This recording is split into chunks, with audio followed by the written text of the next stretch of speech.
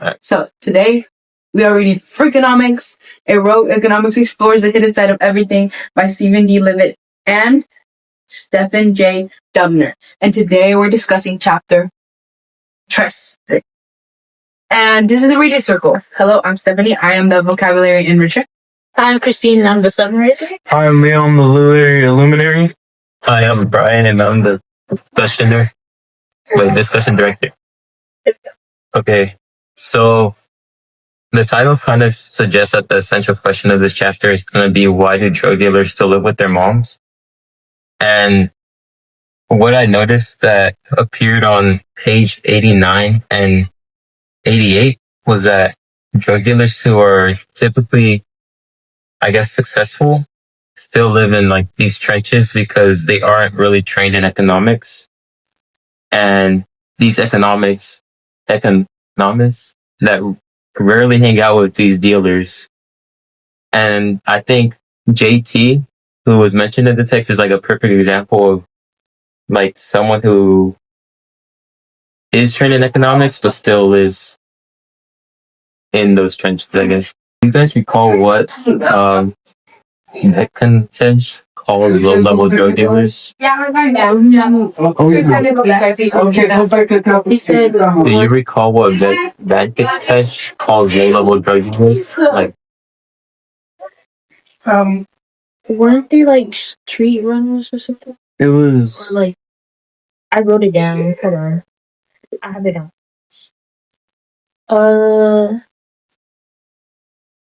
They're foot soldiers? Yeah, foot soldiers. Yeah. Oh, yeah. That's like the lowest. Yeah. It's $3 is very little. Yeah. And sometimes below minimum wage. Yeah. it was essentially, this whole, I guess, rankings, it's like a hierarchy. So, like, Yeah. there It's are like different structured levels. like a business. Like Yeah. it's a, Social ladder. yeah. It's like structured like hierarchy. So specifically those people, why do you think they still live with their moms? Do you guys know based on the text? I just moved it. Well, cause like he talks about how in page 99 he says some drug dealers could indeed afford to live large, or in the cases of gang board of directors, extremely large. However, they were typically in prison or significant downside. So like a lot of them, I feel like it's similar to like the corporate world in like business, where it's like you create a community where you just don't want to leave because you're already involved in it. In the sense that like they're making $3.30 an hour, like the foot soldiers, but because they have this idea that they could reach to the top, they stay there in hopes of reaching the top. So they would live with their moms just for like, because they think that that's like a sacrifice to making it big in the future. Yeah. But I mean, that's also personal. It's like, Yes. it's basically they're seeing the initiative of it all. Like they're seeing the reward of the ending result. Yeah. You know? So like, He also made like the comparison between that to like, I guess, glamorous industry jobs, like modeling and stuff, because like you kind of have to work your way up to get, I guess, like higher pay in those types of jobs. It's like getting promoted, like a promotion, because you can be promoted up in the ranks. yeah. With your gang, or it's kind of related to that. Yeah. So I noticed that, Stephanie, you mentioned business. So that kind of leads me into my next question. How is the structure of a drug gang similar to a business/company? Anyone can answer. Okay, so I put that the leader, aka like the CEO, basically it's basically like runs the same. Like in a business, the CEO makes most of the money, or like they collect the money. And then like the managers are the ones that do the work or like tell people to do the work so they can all make the money. So like they still end up making more money than the people that are actually working hard are making. And then, like, you know, like, and it's kind of like, I don't know. I've seen it as like a pyramid, and it's kind of like, oh, like the CEO's like the top, like hierarchies can be.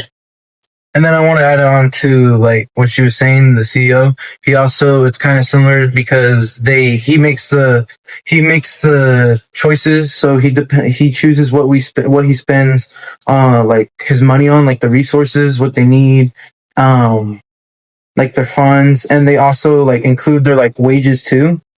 He talks about like on page 100, it talks about like a total sum of like the monthly gang wages, excluding like the leader. So he talks about how much he's paying his foot soldiers or like the gang members, basically. Yeah, and I think he kind of goes like he kind of preps us for that in the beginning of the chapter, where he asks, to find the truth, you need to find the right person, and how like when he finally gets the notebooks from the guy that's about to get in trouble. Oh yeah.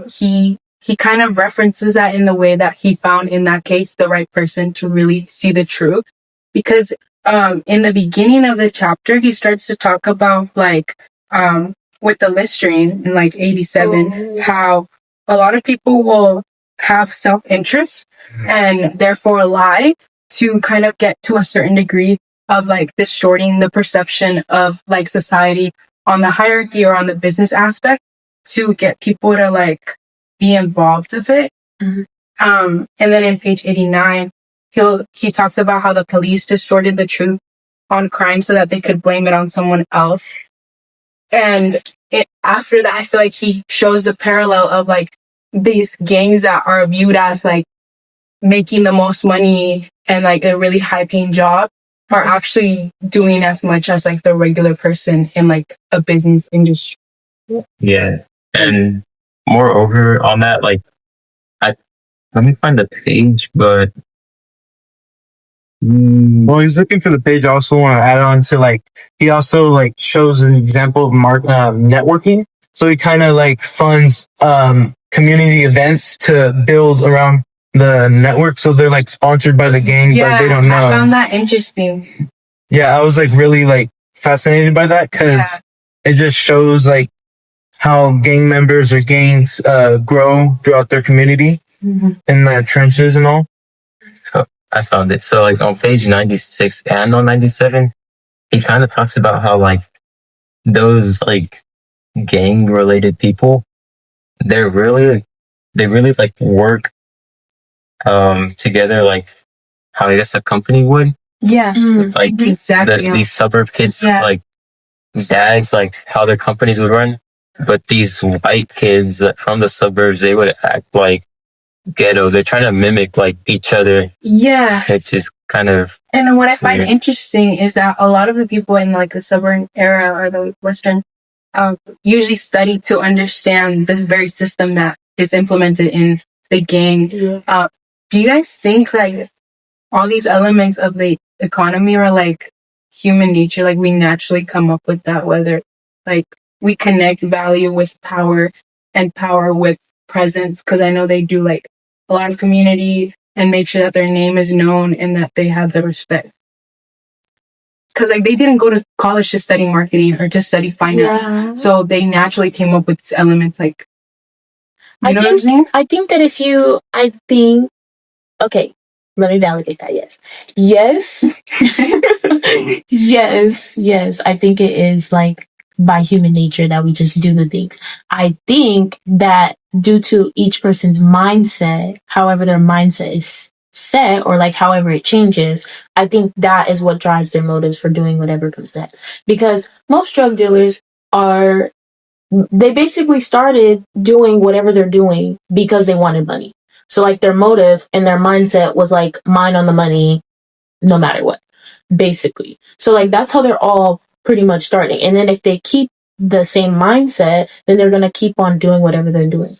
You know? Yeah. So like basically it's basically yes, like it is by human nature that you're just going to do whatever motivates you, but also it's by the change of your mindset, because if your mindset isn't set on that, then it's not something that you're going to do. I think. Oh, you want to? Yeah, I kind of agree with that because I wanted to add on. It was like it is human nature. We as people observe people, so we can have a role model that shows us like what they're doing, and we kind of want to follow in their steps because that's the person we look up to. too. I mean, just speaking on the topic of human nature, I think something that really shows human nature that JT mentions is on page 98 and 99, where he says that, like, whenever something like, I guess, a tragedy happens or like a gang member is murdered, he goes through the act of like paying their funerals and all this stuff because he sees them as family. Like, and he also doesn't want a bad rep in the community. Yeah. But I think that really just shows that, like, I don't know, that human nature. Yeah. Also, I think it's kind of like every type of gangster does that. Cause like, including the mafia, JT's gang, they pay, family members just to take care of them after. Cause they either done something foolish and they were treated like family. So they either have to be, I guess, I would say, killed. One of the gang members just killed their own gang members because they did something foolish and dumb. And even though they did that, they would still take care of the family too. Do you guys think that, what's it called?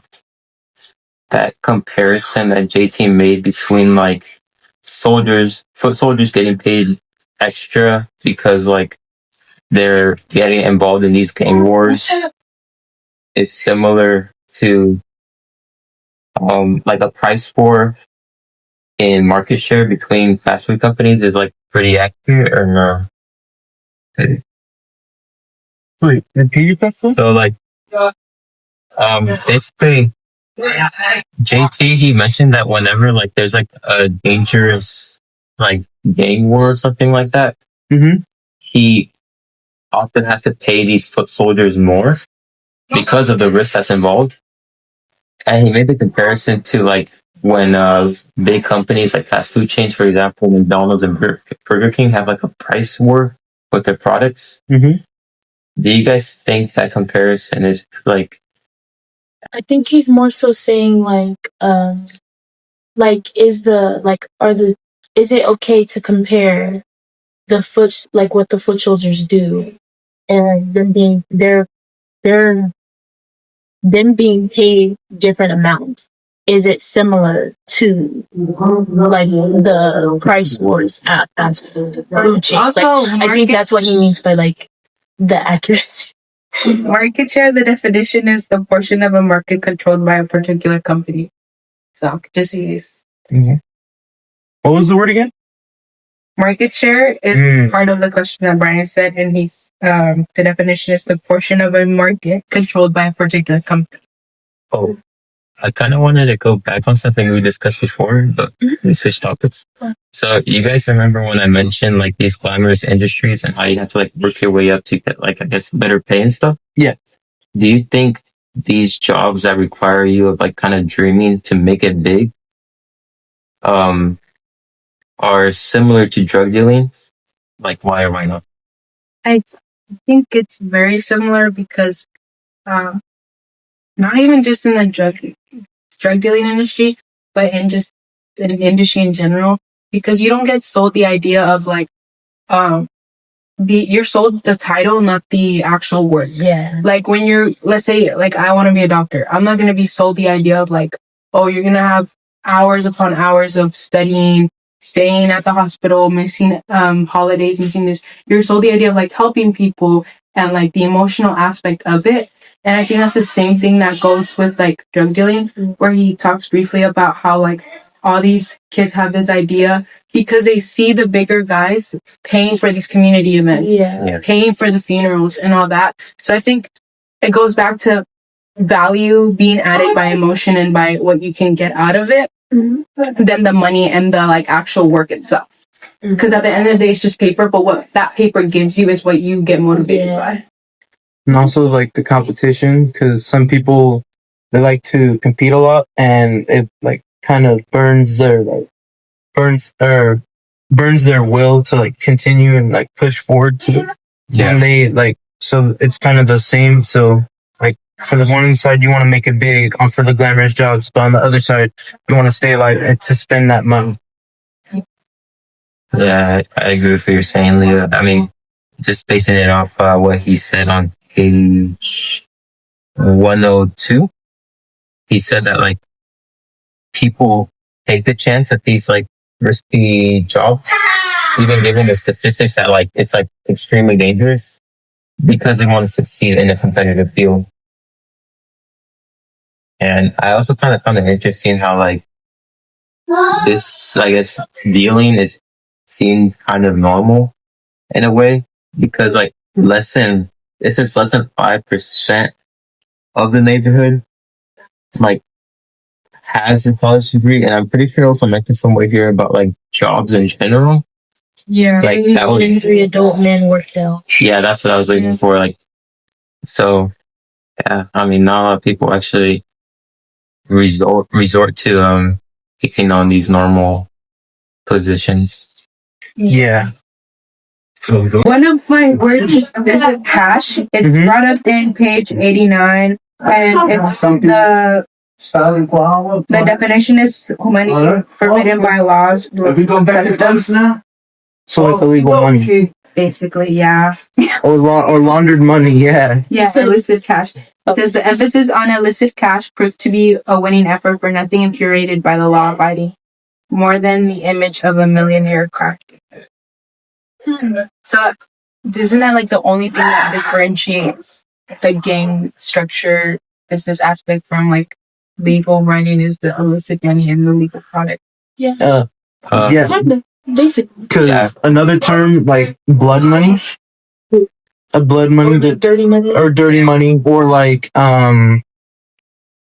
yeah, just blood money, because you're basically using money that like was spread for or was that caused bloodshed with gang wars. So it's kind of like that, something like that. Yeah, and I mean, just going like kind of more into the direction Stephanie's going, it was pretty much answered like on at about page 106 Yeah. that the difference between like these I guess standard jobs that you had to like build yourself up to I guess be recognized and get paid better is that one is legal and one's not, and the illegal one is drug dealing. That's what Yeah. she said when we were picking our chapter. She was basically saying like she's kind of just asking like a few different questions or like answering questions that people were asking her, and she's kind of just giving us like a pre-warning of like, hey, like be wise of the chapters that you're choosing. She was basically saying like she kind of summarized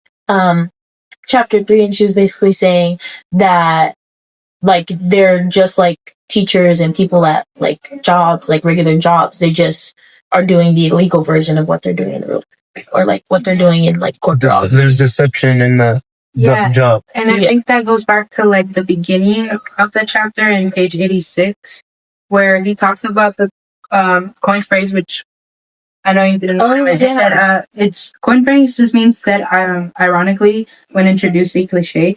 And then he talks about conventional wisdom, which is a generally accepted theory or belief. Okay. Which I found interesting because our beliefs is like what our beliefs and values are really a main factor in like the economy and like And then what drives us. and then also like what builds us around where we live or right. our life. Because and if you how we really act. think about it, like he compares it to like McDonald's, right? Mhm. It's like the product that McDonald's gives is also damaging towards the body, where like it should be illegal, Yeah. because of the amount like of chemicals it has, and like, but it still runs legally, and it's looked more like upon than like Yeah. other businesses. And in their case, like with these drug dealers, like the product they're giving off is, well, I think like the text mentions crack. Yeah. And, Cocaine. yeah, but there's a difference between cocaine and crack. They said, I'm pretty sure it mentioned that cocaine was a bit more high end, Mm-hmm. and then crack was like cheaper. Oh, Like, so like crack is like the $5 menu. Like, Yeah. McDonald's. so like it's a lower it's a lower like chemical product that's used. I'm pretty sure it's like Like, something that yeah. like crack. It's like Crack it's is like the Walmart brand of stuff. Yeah, Yeah. It gives you that like that feeling it gives you. I don't know what feeling it gives you, but it like I don't know what the feeling. but supposedly it's like a lot shorter. The duration is shorter. Yeah. And I guess it's it's a higher quality production too. It costs more to produce. It also said that in the book. And it also takes different like things to make it, like different resources to make cocaine and crack. So that's a good, interesting point you brought up, Brian. I like how we talk about crack and cocaine. One thing that I found like really, really like interesting, but also kind of strange, was on page 108 where it still talks about crack, but it mentions that the CIA, like, maybe the chief sponsor of the crack American trade. Or it's like the way they launder the crack. Is what you mean. Like, I just found it kind of crazy that like they may be involved in it. Well, there is such as a thing called dirty cops. Like JT said, he had a high number, double digits of like cops on his payroll. So he just used them to make sure that none of his gang members get arrested, or if they do, he has a way to get them out. So there's a thing as dirty cops, and that's how drug dealers use it to launder money. Because human nature is like really, some people can be really greedy with money, and all they want is money, and they want to spend that. Yeah.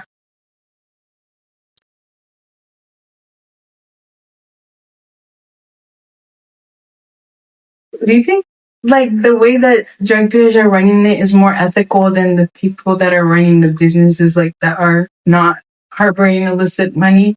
Because if you think about it, the drug dealer is providing the money to like community events, to funerals.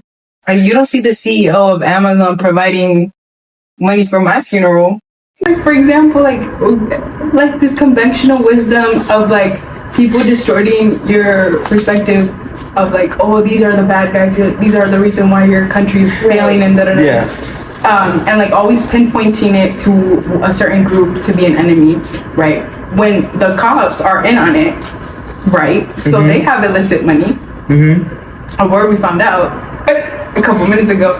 And but the drug dealers are giving back to almost like a non-profit, because all the members, the board members, are in charge of it. They get the money.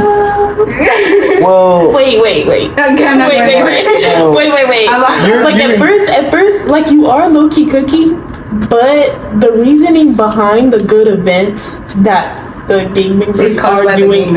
Okay. No, the reasoning behind them is to get rid of the dirty money and get clean money back. So it's not necessarily like, oh, they're doing all these. They're doing like all. No, these I'm not saying good deeds. things. I'm just saying like they're more community based. Where it's like, because he talks about like. Well, also I wouldn't count it as a non-profit too, because. No, it's definitely for profit. But I'm saying the like, community aspect of it. Like the community aspect, but I'm talking about like when they pay their family members. It's like, because if you didn't really pay for that. She didn't say anything about I didn't say about that. Oh. She's like, you know how like saying, she's saying like that they host. You know how she's saying that they. You know how she's saying that they host like community events, like they'll like in page like 98, to, like, he talks about it, he's like that. Yeah. We grieve when they grieve. We got to respect the family, and was another reason for the death benefits. So like. Anyways, I don't know. You got another question? You almost cooked with it. Like I saw where you were going. Saw like the CEO of Amazon I see is where not you're going. Yeah, I see where you're going. They're more like they're more involved into like people, like real people's lives, and compared to being you. like online status. Oh, I only know you because I delivered to your house like once, and it's just like But the, like another word, like regulars, they're everyday people that are in your life. So of course you're gonna be closer to them like family. I mean, I guess you could say they are benefiting the community in that way, where like they're hosting these events and stuff. But they're also harming another community, which could be like those people that are actually purchasing their product. But I feel like isn't every business like prying on your addiction for the product? Like for example, like Labubu's are harming the environment, but just because some girl wants like a certain Labubu from a black box, just like how Coca-Cola makes their recipe addictive with sugar to get customers to buy on it. like everything we consume, usually it's not for our benefit, but for the benefit of the upper class. Which I'm saying is like the similarity of a business, McDonald's, and the similarity of a drug dealer is almost exactly the same. But the societal perspective of how it's viewed and how they're treated is completely different. You know what I'm saying? Because there's so many CEOs that are harming like the environment, people, denying people of healthcare or whatever. The drug dealer is just selling crack to the crack addict, right? He's not stealing like land and cutting off trees, you know? That's what I'm trying to get at. I see it. That the conventional wisdom is what is distorting our perception of like enemy, good person, bad person, just because of society's image that it created. So like things aren't always what they seem, basically. Basically. And it stems from like changing beliefs and like society and it's like kind of like going against like the status quo, like basically like stop seeing it through like the like how everybody else views it, but view it from like your own point of view. Like, oh, like that's a person and that's a person. He's working and he's working. Like it's basically like, oh, they're both doing the same job, but one's illegal by law. That's it. Treated. Exactly. And like completely like different. they're both like you could see the CEO of McDonald's and you'll smile at me. But like oh they're literally that's killing my you. idol. They're literally killing you with your food. They don't show you. It's just like to show. It's just like a whole facade of basically like, it's like what you should and shouldn't see and deception. the things that you deception, exactly. Like I think that's what they were trying, like they eventually found out, and it's why he, like you can tell the author specifically highlights this is a parallel, this is exactly how a business works, and like kind of low-key throwing shade in the last like pages. It's this just trust the source. The gap between the black and white school children. Oh Start of that. Oh, that's one. Okay. This one. The gap between black and white schools widened, the number of blacks sent to prison tripled. Crack was so dramatically destructive that if it affects its average for all black men, it's not just crack users and their families, etc., etc. I think that's where I was trying to get at. It's like what you see around yourself becomes your dream, I guess, in a sense. And if you're so involved in a certain community that idolizes this, it's not different from a white kid in the suburbs trying to drop ship a couple shirts that cost 5 cents to make and selling them at $20. Do you think that these kids that were, I guess, raised in these trenches sort of idolize this job that was, I guess, in a sense glorified, since there was like so much money coming in, but solely from the people that work at the top? Do you think that's what drove them to like want to reach that top? And I think it goes back to like, we can even bring it back to like the last book we read, where it's like everyone's born naked, right? But it's like where you're born, it affects your future, you know? Like the geographical part. I didn't choose to be born in a let's say in the ghetto where the only people that are helping me isn't the white cop, it's the person that's selling crack and that's providing money to my family to get it rent. And so automatically that's gonna make me want to do that because I see that person as good and my perception is different from the white suburban kid. And I think that goes into the gap of like why there's such a big gap and inequality in general. There's like it actually does really depend on where you're born. Like on the geographical side, like Jared Diamond's argument, he wants to talk about how depending where you're born is like if you could be born with a place that has no resources that's poor, or like you could be born in a high society that's rich and actually has money. That really makes me curious, like why these, like when I mentioned that these suburb kids and these, I guess, people in the trenches are like trying to mimic each other's lifestyles. I wonder why they do that, because like the kids in the suburbs are already so like well off, and you'd think that like maybe these kids that are in the trenches like kind of want that lifestyle, like to be successful. Like why are they're like not mimicking that, you know? Like, I feel like it's more so FOMO that they basically are just like, I like what you do because it looks cool, and then like the people that are living a great life are just like, oh well, what you do looks cool because you're having fun and we don't have to like we don't get to choose what we get to do. Like basically all of our opportunities are basically directed to us to have. Like, we don't have a choice to say no. But like everybody else, they're like seeing it as everybody else can say no to the choices that they have. So basically, like, they're both kind of seeing it as, oh, you get to choose to live this way, but if I like had the choice to live that way, I'd always say yes. You know, and like you're upset about it. I feel like what's still like overseen though is like the consequences that come with this. Yeah. Just because, like, I mean, towards the end, I don't recall exactly what page, but it's mentioned that JT, he like had just gotten promoted to like the board director or whatever it was called, and I think they started like someone caught on, I forgot who, and he got arrested, like pretty much lost everything. Like, Yeah. the consequence of actually working this job is just being behind bars. Yeah. like kind of like how a lot of But it's like, they like one race is just focused on being put in bars, like, because that's like a stereotypical, like, yeah, you look like this, so you're gonna be accused of doing this, and if you're actually doing it, you just get sent behind bars. I wonder if JT had like, he truly wanted to like, yeah, or I feel like he really just wanted to help out his community too, because like he had an education, so he really had no like clear motive to go down this path. So I feel like he was really just trying to look out for but I think those people. it also goes back to like, again, like where you were born, because in page 110 it says the gang also presented an opportunity for long-time employment.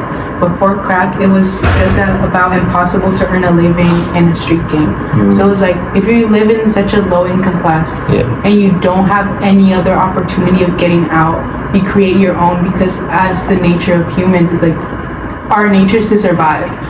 And like at the end of the day, we're animals, and it's like at the end of the day, we need to survive, and we got to do whatever it has to be done to survive.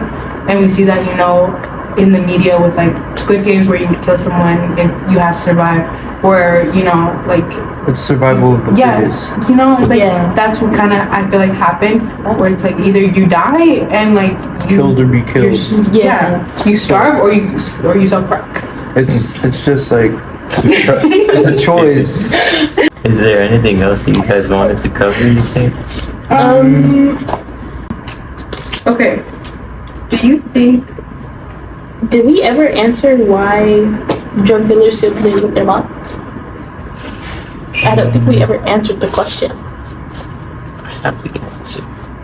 I have it. It says most drug dealers live with their mothers because they basically can't afford independence. Like, they basically, like, they work so hard.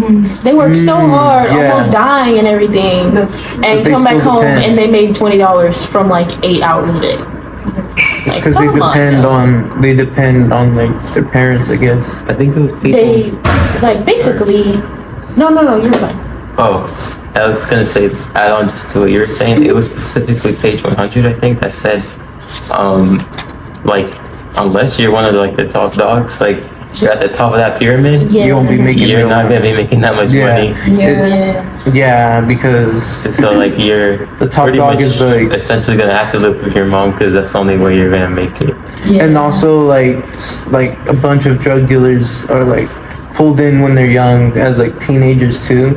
So that's why they like mostly live with their mom, because they didn't like have someone to show them that to be independent besides like their parents. Right.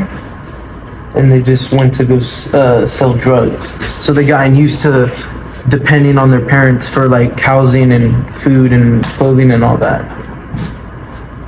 I think it goes back to like what the author's intent of this comparison is, of like how similar it is to what we experience in like the legal industries, where it's like either way, a lot of us will end up like in between, like at the end of the gap of inequality, and still living with their parents because we didn't get paid enough. You know, like because of like the structure that businesses are set up, it's always made in a hierarchy way, where it's not like everyone gets a little bite, a little spoonful. Now it's like someone gets half the cake and then the rest of them get the crumbs. And that's how it's gonna be, because that's how the system is set up. I think it's time. It is time to All right, go. guys. Well, that's the end of our first discussion, and we'd love to see you in the next one. Thank you. Thank you.